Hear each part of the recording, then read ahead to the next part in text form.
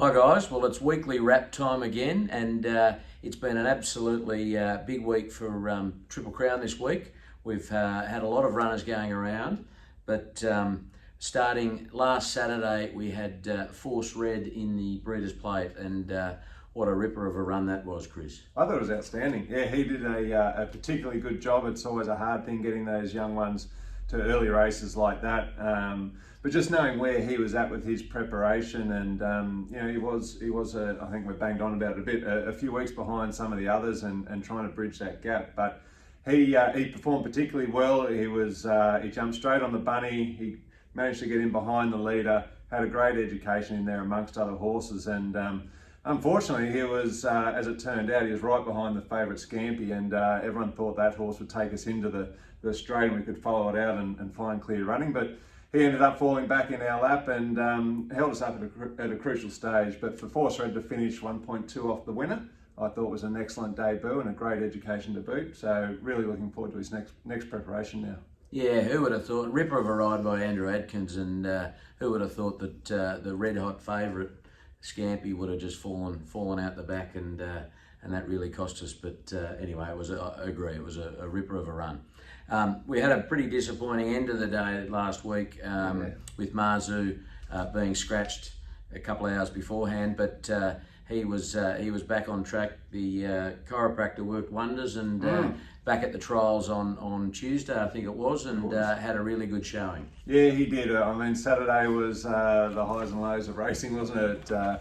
There's so many twists and turns in this game, but it was a case of deja vu. We had a similar problem with Red Zell in 2018, his second year of winning the Everest, where he was scratched the morning of his lead-up race as well. Just one of those things that comes out of nowhere. But fortunately, he managed to go on and win the Everest for a second time that year. So let's hope it's an omen. Absolutely. Things turned around very quickly with Marzu. And as you say, he trolled very well on Tuesday. We're very pleased with that, and sound as a pound, and now all back on track for the Everest on Saturday week. Absolutely, no, he looked great. So, and then another trialist on that day was Sir Artie. Sir Artie's been out for about 70 or 80, hasn't had a run for 70 or 80 weeks. So he trialled surprisingly well, actually, really well, and hopefully we can get him back to the races soon. Yeah, well, given it's been a long time out, it was nice to see him trial really well. He's a talented horse. I think he's had about 6 starts. He's won one, and a progressive type. When he last trialled, he trialled really, really well actually, and had us all very excited for the prep ahead. But unfortunately, he's just picked up a couple of minor injuries along the way, so he's had a bit of a layoff. But great to see him back in action now, and looking forward to a nice, smooth preparation ahead. Yeah, hopefully we can see some of his talent finally.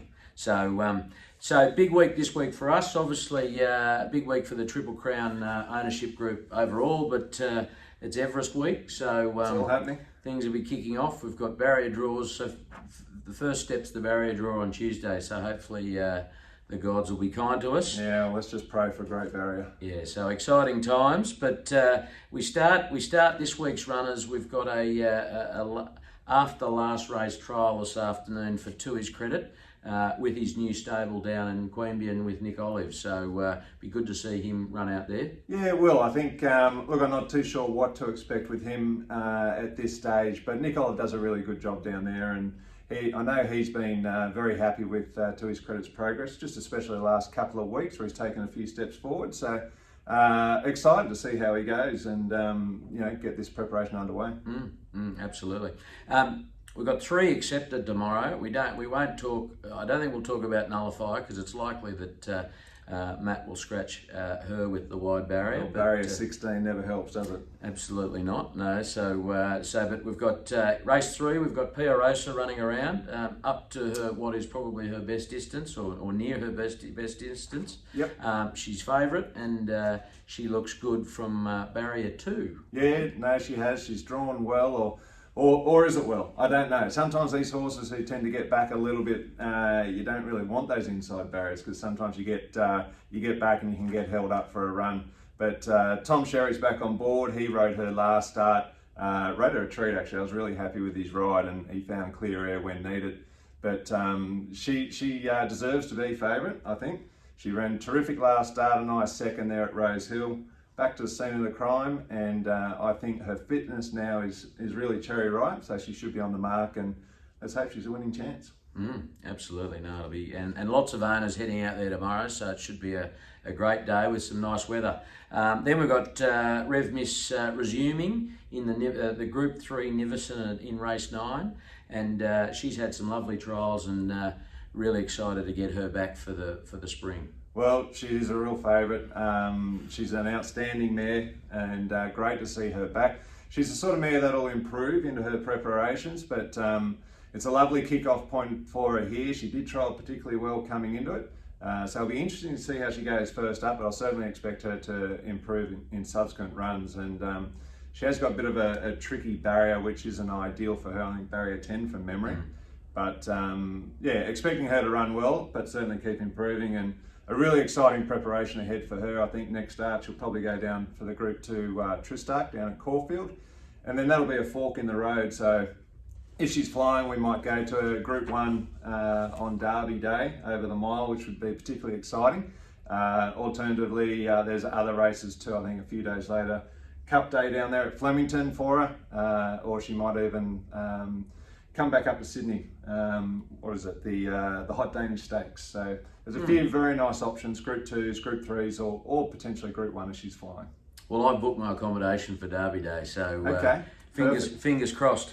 Then on Monday, so that wraps up Saturday. On Monday, we've got a couple of trialists out at Warwick Farm, a couple of Annabelle Neasham's horses. We've got Diablo Bolt, and we've got Sweet Proposal. So both their second trial of the prep. Yep. So it'll be good to see them go around. Yeah, it is. I'm looking forward to that. I think Diablo Bolt's an interesting one. He tends to trial pretty poorly his first one. Takes a while for him to get into it, but then expecting certainly an improved trial this time through. He's a horse that we think he's going to appreciate a bit more distance, so looking forward to giving him that opportunity and seeing what he does there. Sweet Proposal, she's been going really well. She had a first preparation last time through.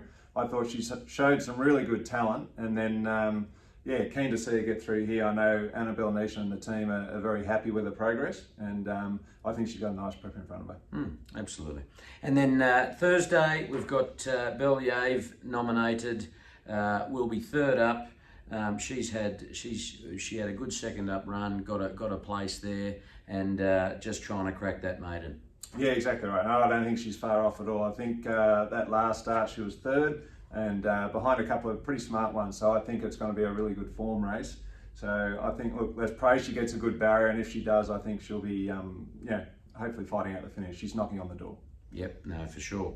So that's our runners for the week. Really exciting week coming up. But it's now that favourite time, red hot tip time. Yes. We did have a bit of a shocker last week, and I've received some messages from some really supportive owners telling me, bring back Mike. So we might have to do a couple of celebrity dial-ups at some point in time. But do you have any?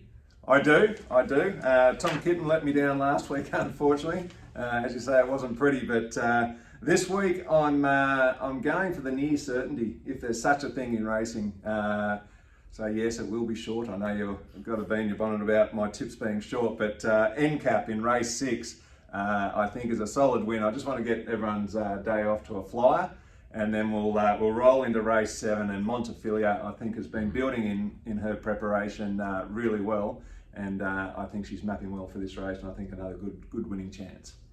Very good. Okay. Well, I've got two. I've got in the Roman Consul race 5, I think it is. I've got King's Gambit. I know you like that horse. He's talented, but a bit problematic at the same time. So hopefully he's playing ball. He's certainly got the talent to do it. I saw him have a nice exhibition go up on Monday at Warwick Farm, and he looked really good. So race 5, King's Gambit. And then down in Melbourne at Flemington Race 1, I've got Bews, B-E-W-S, Bews. So hopefully... For the win each way, place? No, just all for the win. I'm not even going to say that every week, but just take it as all for the win. I don't go to place. But good luck. That's a little more value than it sounds like Chris has given you again. So Montefiore is all right. Fair enough. Okay, well, so that wraps us up for the week. So we'll see you next week, but have a lovely weekend. Have a great weekend, guys.